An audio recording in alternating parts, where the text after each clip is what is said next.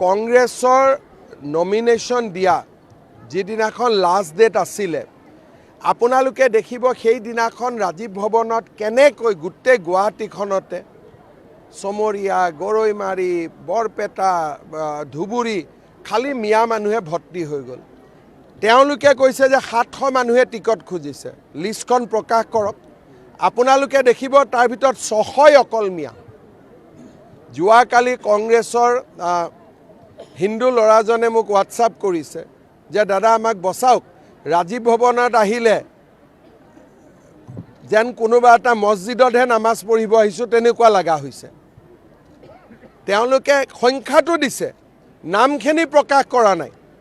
আপোনালোকে তেওঁলোকক কওক যে আমাক নামখিনি দিয়ক, কোনে কোনে টিকট খুজিছে। 750ৰ ভিতৰত 600 মান অকল মিয়াই টিকট বিচাৰিছে আৰু 50,000কৈ মিয়াই টকাও দিছে ৰাজীৱ ভৱনত, ঘূৰাই নাপাওঁ বুলি জানিও দিছে। পুঁজি সংগ্ৰহ নহয়, মিয়াই বিজেপিক হৰুৱাবৰ কাৰণে সেইটো একচুৱেলি দানে দিছে। বহুতে টিকেট খুজিছে, যোনে জানে মই টিকট নাপাওঁ, তথাপিতো গৈ 50,000 টকা দিছে। উদ্দেশ্যটো কি? যাতে বিজেপি ইলেকশ্যনত হাৰিব পাৰে।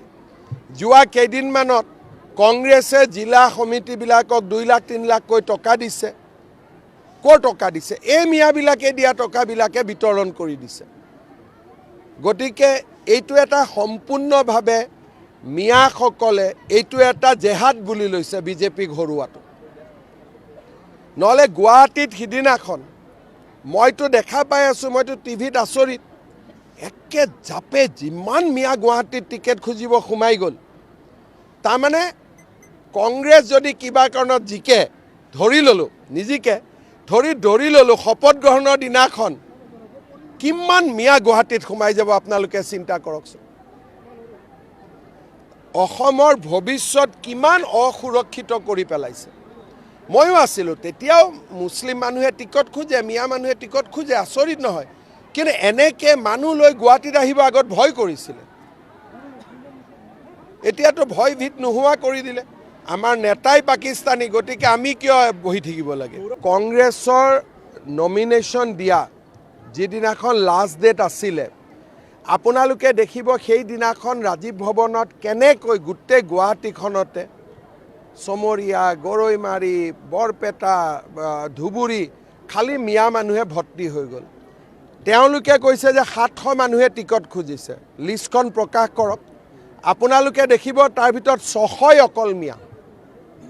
যোৱাকালি কংগ্ৰেছৰ হিন্দু ল'ৰাজনে মোক হোৱাটছআপ কৰিছে যে দাদা আমাক বচাওক, ৰাজীৱ ভৱনত আহিলে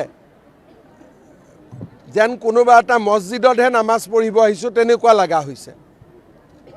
তেওঁলোকে সংখ্যাটো দিছে, নামখিনি প্ৰকাশ কৰা নাই। আপোনালোকে তেওঁলোকক কওক যে আমাক নামখিনি দিয়ক, কোনে কোনে টিকট খুজিছে। 750ৰ ভিতৰত 600 মান অকল মিয়াই টিকট বিচাৰিছে আৰু 50,000কৈ মিয়াই টকাও দিছে ৰাজীৱ ভৱনত, ঘূৰাই নাপাওঁ বুলি জানিও দিছে। পুঁজি সংগ্ৰহ নহয়, মিয়াই বিজেপিক হৰুৱাবৰ কাৰণে সেইটো একচুৱেলি দানে দিছে। বহুতে টিকেট খুজিছে, যোনে জানে মই টিকট নাপাওঁ, তথাপিতো গৈ 50,000 টকা দিছে। উদ্দেশ্যটো কি? যাতে বিজেপি ইলেকশ্যনত হাৰিব পাৰে। যোৱা কেইদিনমানত কংগ্ৰেছে জিলা সমিতিবিলাকক 2 লাখ 3 লাখকৈ টকা দিছে। ক'ৰ টকা দিছে? এই মিয়াবিলাকে দিয়া টকাবিলাকে বিতৰণ কৰি দিছে। গতিকে এইটো এটা সম্পূৰ্ণভাৱে মিয়াসকলে এইটো এটা জেহাদ বুলি লৈছে বিজেপিক হৰুৱাটো। নহ'লে গুৱাহাটীত সিদিনাখন মইতো দেখা পাই আছোঁ, মইতো টিভিত আচৰিত, একে জাপে যিমান মিয়া গুৱাহাটীত টিকেট খুজিব সোমাই গ'ল। তাৰমানে কংগ্ৰেছ যদি কিবা কাৰণত জিকে, ধৰি ল'লোঁ নিজিকে, ধৰি ল'লোঁ শপত গ্ৰহণৰ দিনাখন কিমান মিয়া গুৱাহাটীত সোমাই যাব আপোনালোকে চিন্তা কৰকচোন। অসমৰ ভৱিষ্যত কিমান অসুৰক্ষিত কৰি পেলাইছে। ময়ো আছিলোঁ, তেতিয়াও মুছলিম মানুহে টিকট খোজে, মিয়া মানুহে টিকট খোজে, আচৰিত নহয়। কিন্তু এনেকৈ মানুহ লৈ গুৱাহাটীত আহিব আগত ভয় কৰিছিলে, এতিয়াতো ভয় ভীত নোহোৱা কৰি দিলে। আমাৰ নেতাই পাকিস্তানী, গতিকে আমি কিয় বহি থাকিব লাগে?